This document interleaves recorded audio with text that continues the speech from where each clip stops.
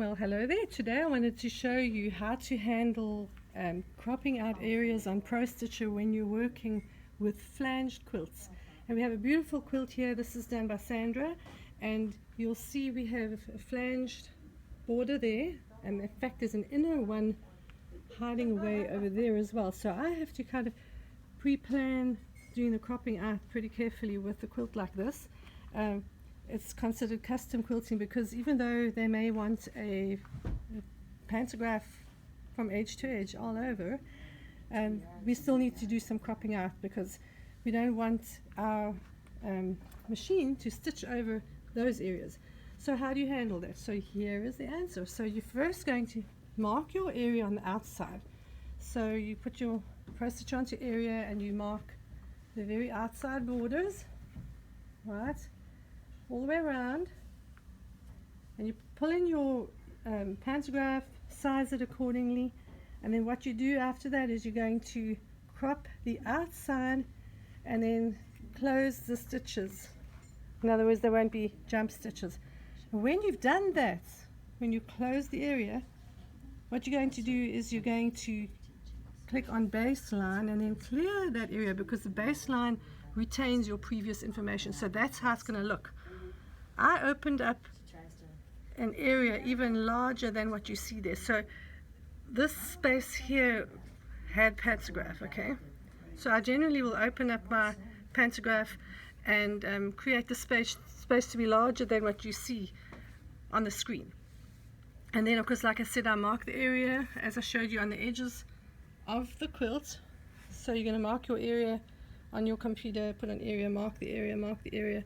Then you're going to do crop outside and close the edges, and this is exactly what you get. Now, why do you do baseline? Because what happens, that enables you to save another area, or should I say crop another area if you baseline it, because you baseline it first, then you clear the area you've just marked and it retains your cropped out areas that you see along the edges here. Those are all cropped out areas. See there? Now, that now gives me the ability to mark another area. So I'm going to just redo here just to show you what it looks like when you mark the area I've just spoken about, the second area, okay? So let's go undo. I want to just undo this to go back to where it was.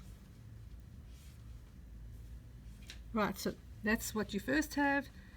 You do your cropping out, and let's do redo, close the edges, okay, baseline, there we go. Now I can clear the area. I just want to just show you how it's actually done. Clear the area. Right, that's what you got. When it comes to marking your next area, this is when you're going to take your machine head and place the needle area over the outside of that flanged area, and you're going to make sure that you have your machine on area, because you want to mark your second area. See how you can do many areas, numerous areas, if you have baselined your design. So now we go to marking the area.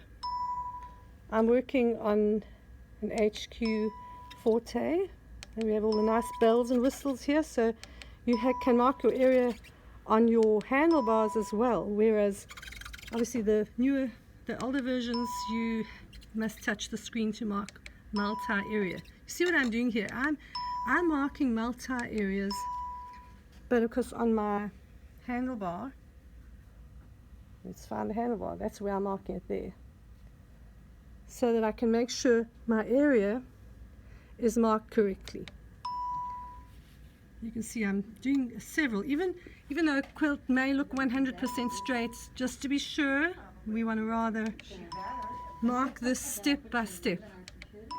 And when I've finished marking this area, you will see what it looks like on the screen.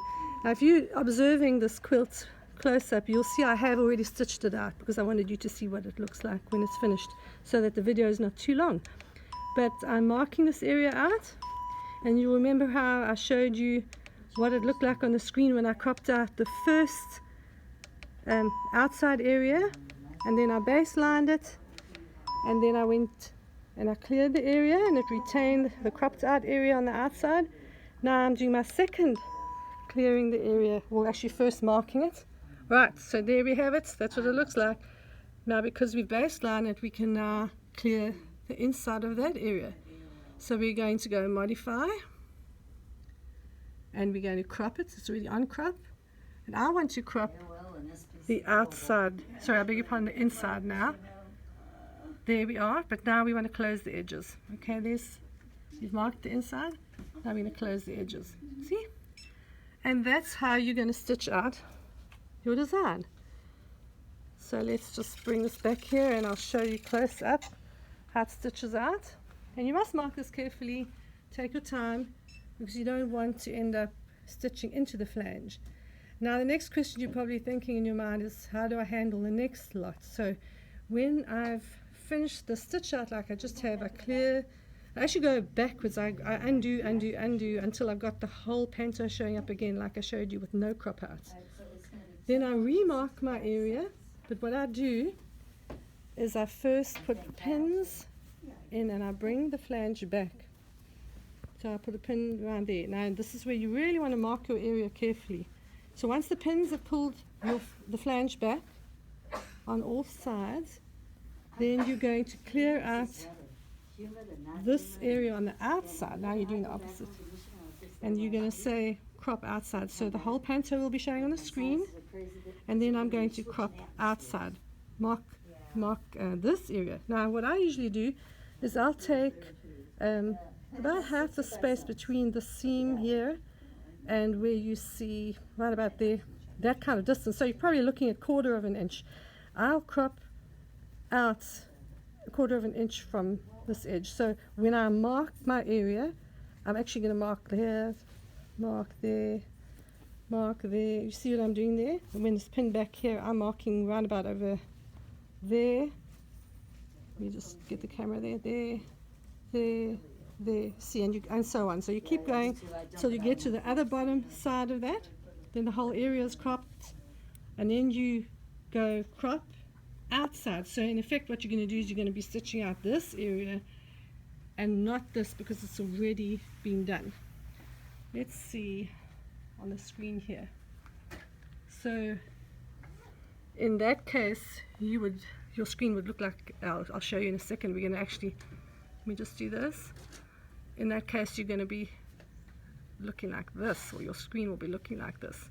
You're going to crop the outside and you start stitching that part. So you're using the same section of your panto, it's just you've cropped out a different area. So that's going to be my next stitch out. I'll stitch out my first row of that now, and what I've done essentially is avoided stitching on the flange. But remember, you must pin this back first and mark your area very nicely. You don't want to be too close to the edge when you mark your area. You want to be 1/4 of an inch in.